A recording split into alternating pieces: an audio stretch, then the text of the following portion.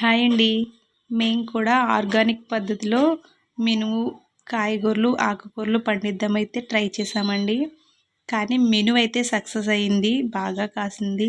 ఈ పాలకూర, గోంగూర, కొత్తిమీర వేసామండి. కొత్తిమీర అయితే అస్సలు రాలేదు. పాలకూర కొంచెం వచ్చింది. గోంగూర కూడా కొంచెమే వచ్చింది. ఈ ఆకుకూరలు ఎలా పండించాలనేది తెలియట్లేదండి. అది ఆకుకూరలు వేస్తే పురుగు పట్టేస్తుంది కదా, మరి మందులు కొట్టకుండా ఎలా అనే ఆలోచన ఉంది.